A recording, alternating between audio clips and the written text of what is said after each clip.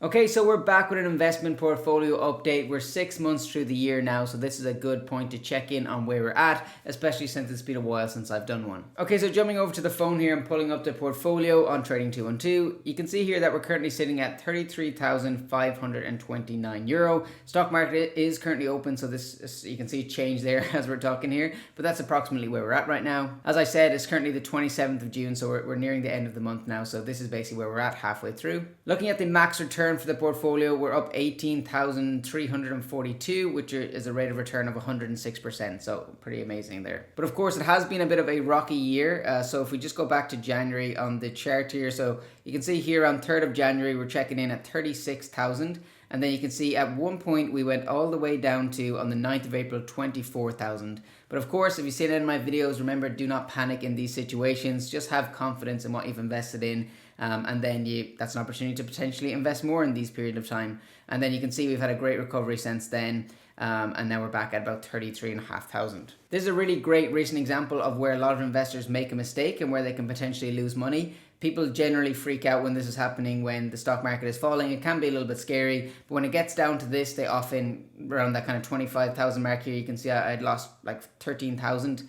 Which is unrealized gains, of course, or unrealized losses. But when people get down here, they kind of fear about losing the rest of the money. So that just comes down to not having confidence in what you're invested in. Because as I've said previously, of course, not financial advice, but try only invest in what you actually are confident in. And if there is some macro things going on in the world that aren't necessarily affecting the future of the stock you're invested in, as I said, that's potentially a time to look at putting more money in and getting it at a better price. But when things are back and going well, everyone wants to put money in. That's just the reality of it. It is hard to do, but that's the kind of bread and butter, really. Okay, so taking a look at the two pies I have in Trading212 then, if you don't know what a pie is, essentially it's just a basket of different stocks you put together yourself and can set them at different weightings.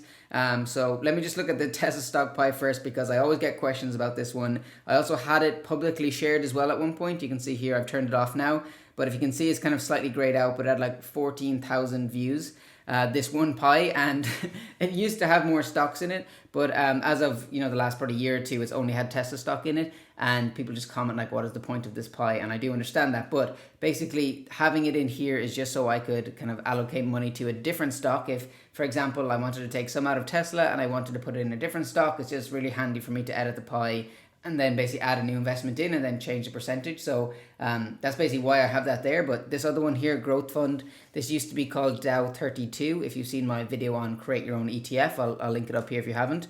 But I changed the name literally last week because I wanted to make a couple of changes into this pie. I just kind of have a more, I guess, a better investment thesis on some of the stocks. I wanted to reduce the amount that I had in here as well.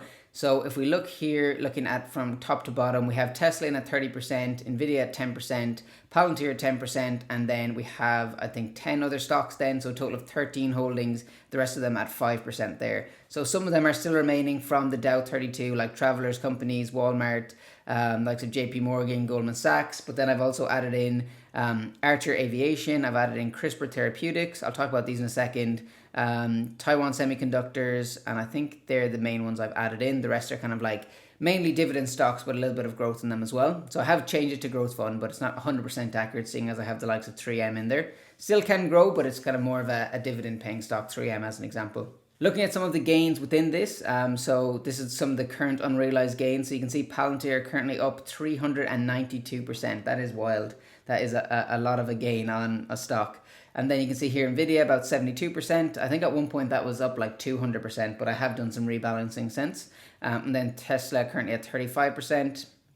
And then you can just see the other ones down here as well. So let's take a minute or two to actually talk about some of these stocks and kind of where they're at the minute and why they're in this growth fund for me. Okay, so jumping on to Tesla first, obviously Tesla has had a super rocky year, but I think it's really important to zoom out with these things. Like if you just look at the last year for Tesla, I know they've had a good couple of months since all the drama, but in the last year they're up 77%. Even in the last 3 months they're up 19%.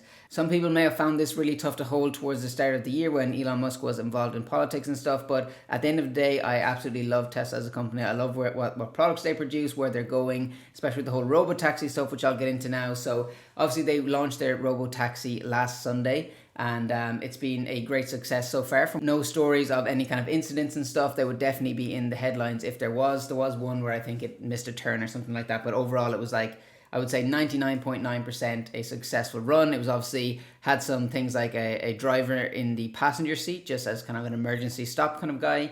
And then there was also just to a select number of users, and it was also in a geofenced area like Austin, Texas.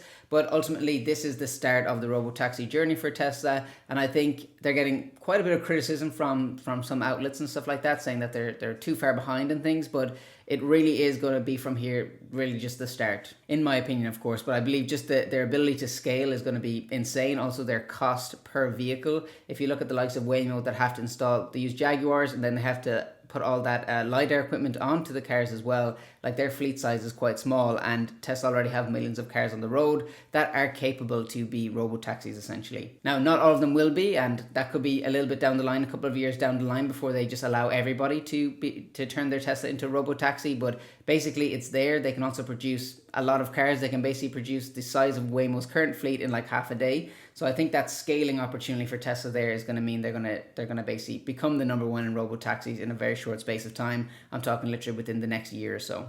And of course, this is not fact, it's my opinion, but that's just kind of where I see it going with that. They've obviously got their energy side of the business with the solar, and then they've also got the kind of Optimus humanoid robots, which I do think is a little bit away, but I think that's going to be amazing as well. There's also some criticism about their sales struggling, but I think a lot of people fail to realize that the Model Y has gone through a big refresh, so it's just come out the Juniper Model Y, and especially in Europe anyway, I know it's the case for Ireland, nobody got their hands on it until June, so literally this month. So I'll be very interested to see what their Q2 sales numbers are, and I would judge that more than Q1, because basically for all of Q1 there was that refresh happening with the factories for the new Model Y. So I think if we see Q2 and Q3 struggling with sales, then I'd be more likely to kind of have some fears at that point. But I think we need to judge it based on when the Model Y Juniper started getting into production and into customers' hands, and therefore on the balance sheets of Tesla. Nvidia then, I believe it's back to being the number one spot at current valuations in terms of the most valuable company. Obviously huge demand at the minute for their AI chips, because a lot of different large language models are coming out with AI, and they're continually improving and continue needing more compute space,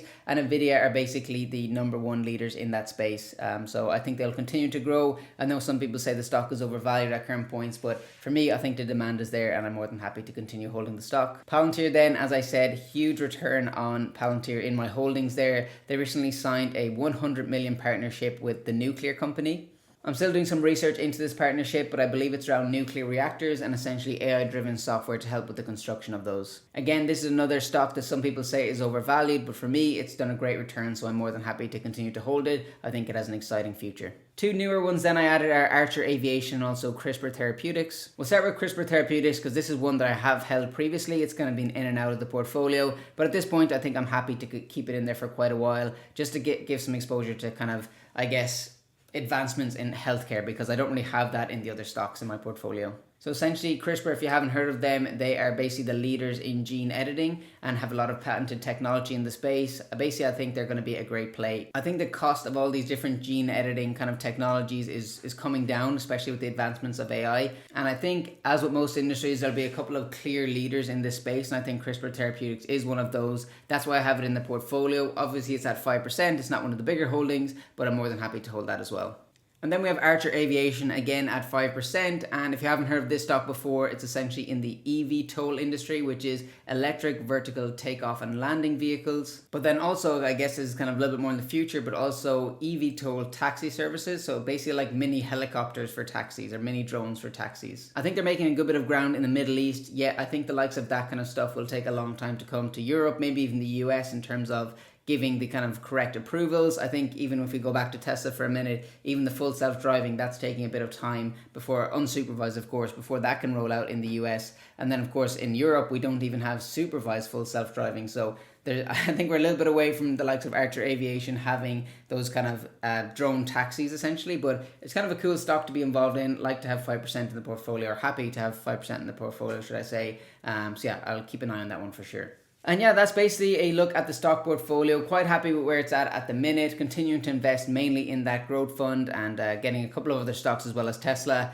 The biggest pick for me right now, if anybody asks me like what is the main stock I'm looking at, it's obviously Tesla. It's been that for quite a long time. It's the largest percentage in my portfolio as well. I'll add in a screenshot here as well. I literally just took it there of the percentage holding. So Tesla's like 54% of my portfolio right now. So definitely the one I'm most bullish on for sure. Anyway guys, that's going to do it for this video. Hopefully you did enjoy getting the stock portfolio update for June. Let me know if you want to see more of these. I can maybe look at doing them on a bit more of a frequent basis. Let me know what your top stocks are at the minute. And if you want to check out Trading212, I have a link down in the description below where you can see the latest offer down there. Thanks for watching, and I'll catch you in another video.